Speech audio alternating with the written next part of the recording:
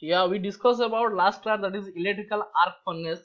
So these are the different types of electrical arc furnace we discussed. That is electrical arc furnace means when voltage across a two electrodes separated by a air gap is increased, a stage reached when a voltage gradient in the air gap such that the air gap becomes a good conductor of electricity. The arc is exists when electric current passes through the air gap.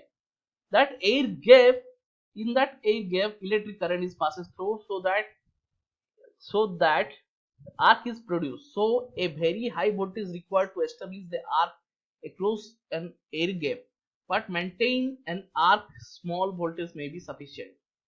So there are two types of electrical arc furnace we discussed. One is direct arc furnace and another is indirect arc furnace. So yeah, usually arc furnace are cylindrical shape, but recently this conical shape have been used. However, even a conical shape, the horizontal cross section is cylindrical.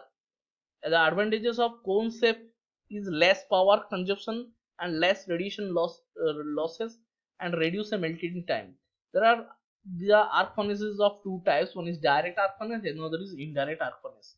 This is the one of the pictures of direct arc furnace and another is indirect arc furnace. In case of direct arc furnace, here we use three electrodes and it is given by a supply, and charge is present, and the in between the charge and electrodes stirring action is going on, and the stirring action arc is produced in between the small air gap between the charge and electrode.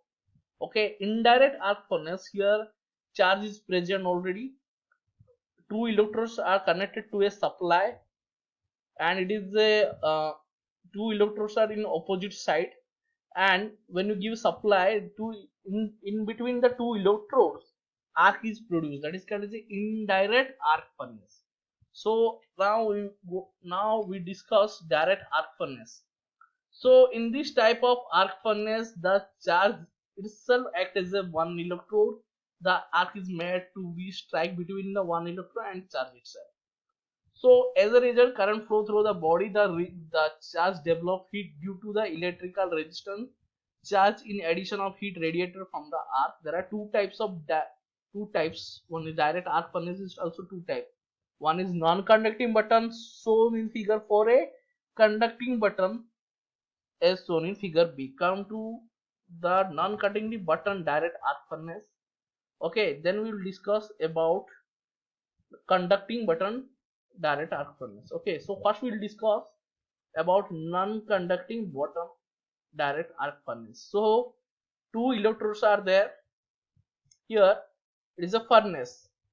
Two electrodes are there and two electrodes are connected to a supply voltage, that is V, and charge is present, and in between the charge and electrode, okay, charge is present.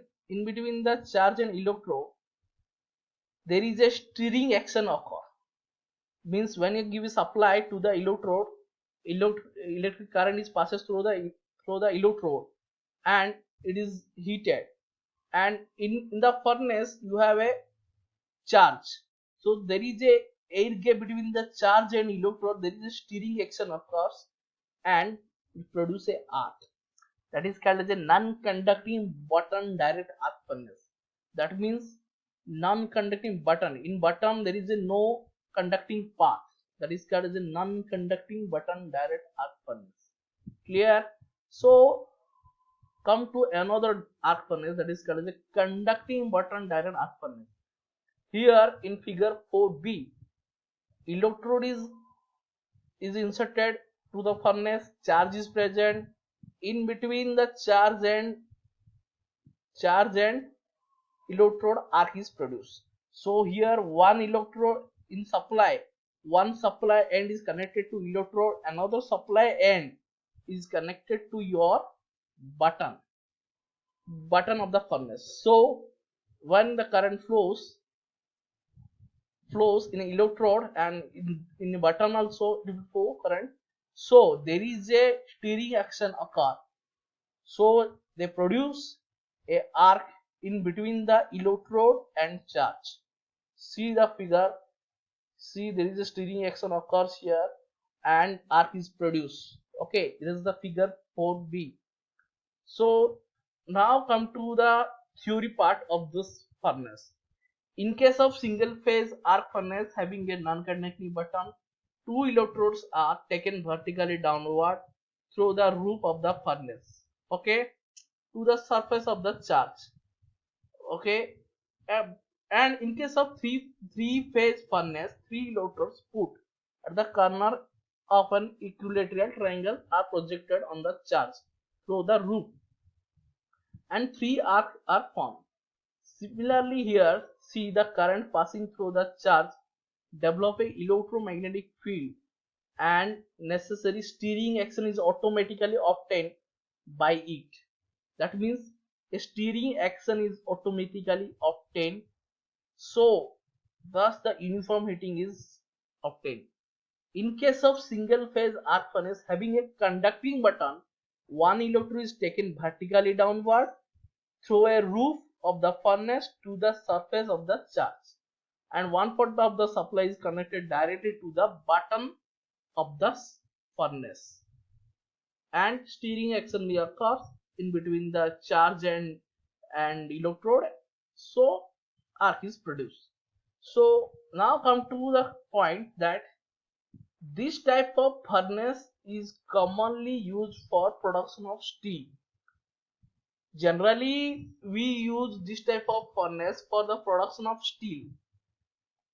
Steel having size between 5 to 10 tons. This is one of the main point. You can note it. The main advantages of direct arc furnace is a purer production is obtained. Purer production is obtained, and the composition can be exactly controlled during the refining process. We can use this type of direct arc furnace for refining purpose. Okay, this furnace can be used both melting and refining also, but due to its higher cost it is used for refining than melting. But due to its higher cost it is used for refining than melting. This is the point you have to be remember. This furnace can be used both melting and refining, but due to its higher cost it is used for refining only then the melting. Merits, what is the merits and demerits? It produces purer product. Yeah, I already told last slides when compared with other methods. Okay, it is very simple and easy to control the composition of final product during the refining process. This is a very good, is a good point. Merits is the one of the good merits of the direct arc furnace is that it is very simple and easy to control the composition of final product during the refining process. Demerits, it is a very costlier.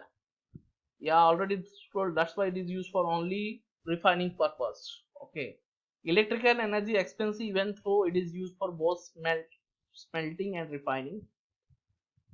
Application, this type of furnace is used to produce steel alloy steel such as stainless steels used for manufacture of gray iron casting. Okay, these are the application of the your direct arc furnace. So direct arc furnace is two types. One is conducting a button, another is non-conducting button direct arc furnace. So from this it is a direct arc furnace. Next, indirect arc furnace. What is this name indicates that? Indirect arc furnace. That means arc is formed in indirect manner. So in indirect arc furnace arc is formed between two electrodes above the charge and heat is transmitted to the charge by radiation. The figure 5 shows the single phase indirect arc furnace which is cylindrical in shape. Yeah, see the diagram. Here indirect arc furnace. Here two electrodes are present It is a diagram of indirect arc furnace. We will discuss